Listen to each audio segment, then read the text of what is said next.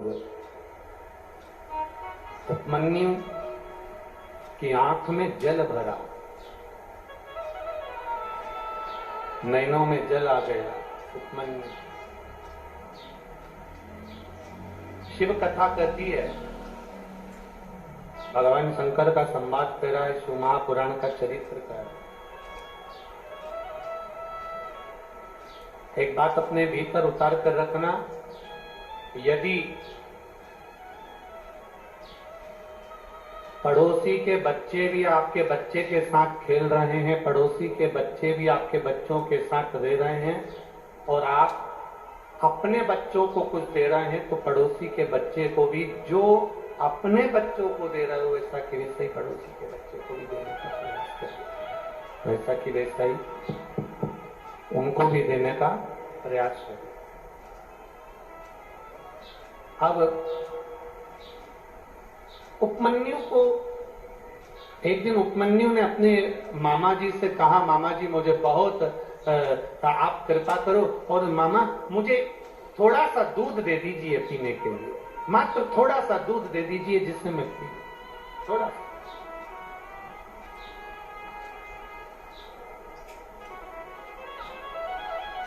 मामा थोड़ा सा दूध दे दीजिए।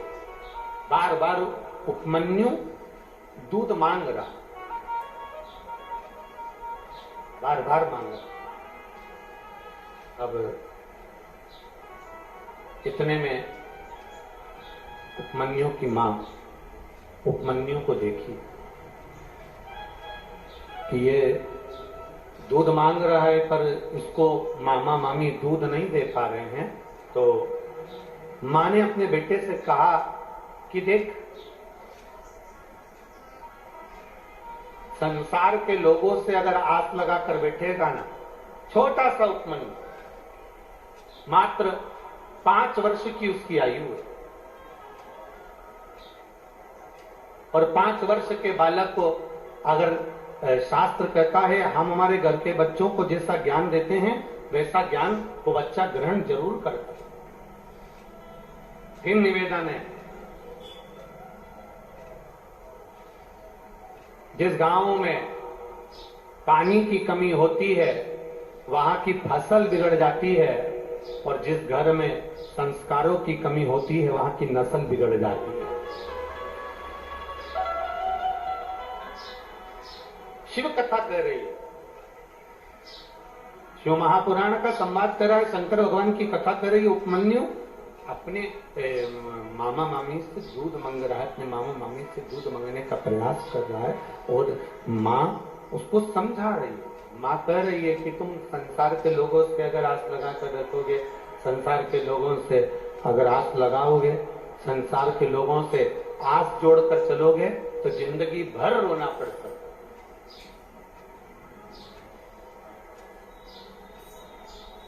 हम भी आपसे कहेंगे,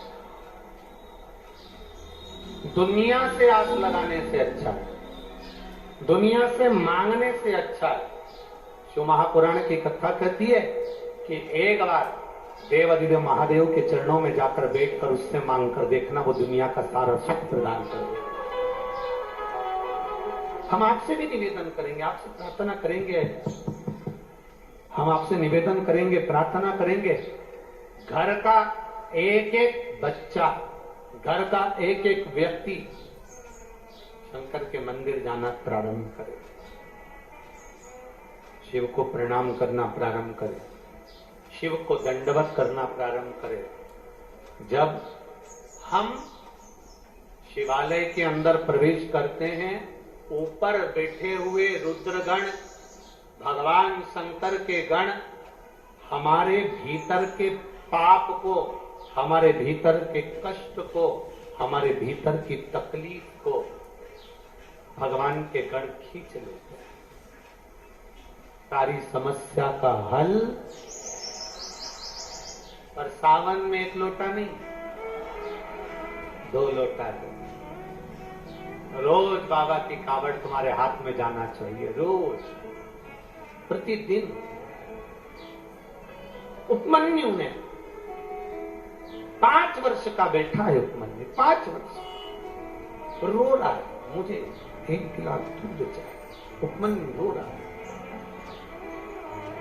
एक गिलास मुझे दूध चाहिए, मुझे भूख लगी है। मां, क्या मुझे दूध नहीं मिलेगा? रो रहा है, क्या मां मुझे एक गिलास दूध नहीं मिले? बस ठीक है, आप मुझे एक गिलास दूध दे दो। मां समझा रही अपने बेटे को, मां समझा रही अपने पुत्र को, किसी दूसरे के आश्रित मत रहना, किसी दूसरे के भरोसे मत रहना। अगर आश्रित रहना, भरोसा रखना, तो मेरे बाबा का भरोसा रखना। आप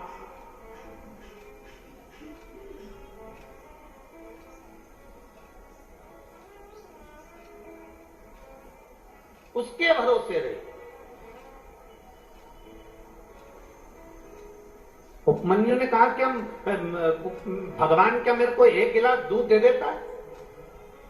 फिर निवेदन है, देवता देंगे तो पल्ला झाड़ कर देंगे, और महादेव देता है तो झप्पा हाड़ कर देता। क्या भगवान मुझको एक गिलास दूध दे देंगे? क्यों नहीं? आप आराधना करिए उस शिव की आराधना। एक शिव महापुराण को एक गिलास दूध दे देंगे, मां के क्यों ना देंगे? कर भरोसा। किसका आराधना करूं? मां ने कहा तेरा मन पड़े उसकी आराधना कर, तेरा मन जिससे कर जाए, तेरा मन जिसमें लग जाए तो उसकी आराधना कर। और उपमन्यु ने भगवान शिव की आराधना करना प्रारंभ करी। शंकर जी के मंदिर में जाता, शिवालय में जाता, झाड़ू लगाता, पोछा लगाता, द्वार संवारता, पत्तियां लाकर भगवान का श्रृंगार कर देता।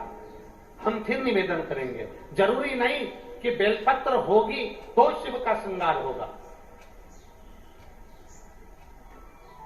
जरूरी नहीं कि धतूरा होगा तो शिव का श्रृंगार होगा, जरूरी नहीं कि शमी पत्र होगा तो शिव का श्रृंगार होगा। शिव महापुराण की कथा तो यहां तक कहती है, मंदिर जाते समय वहीं पर जो फूल पत्ती रखे हों शिव जी पे चढ़े हुए, उसी को बाबा का सुंदर श्रृंगार कर सकते हो। नहीं हो तो जाते जाते 5 वृक्ष की, कोई भी 5 वृक्ष की पत्तियों से भी बाबा का श्रृंगार करोगे तो बाबा स्वीकार कर लेगा। कोई भी वृक्ष की पत्ती।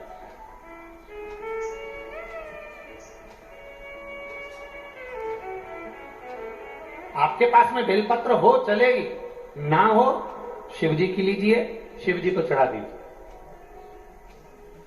समी पत्र हो चलेगी, ना है हाथ जोड़ लीजिए, बाबा को स्वीकार।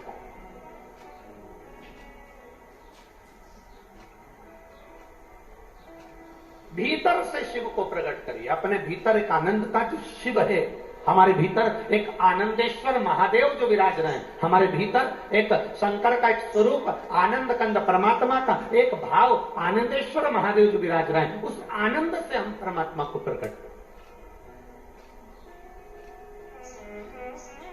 शिव कथा कर रही है, भगवान शंकर का संवाद कर रहा है, शिव महापुराण कर रही है। उपमन्यु ने भगवान शिव की आराधना करना प्रारंभ करी। 5 वर्ष की अवस्था थी उपमन्यु की, और शंकर की आराधना में लग गया।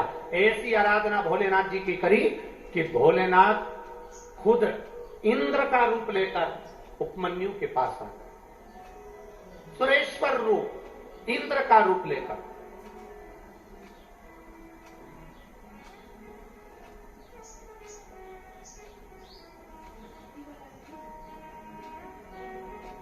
शिव जी का एक अवतार है सुरेश्वर अवतार।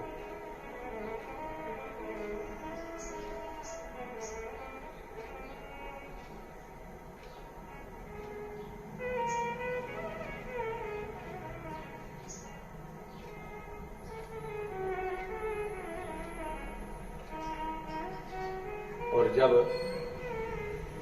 शिव का एक अवतार सुरेश्वर अवतार जब रूप धारण करा, सुरेश्वर रूप जब शिव जी धारण करे, तब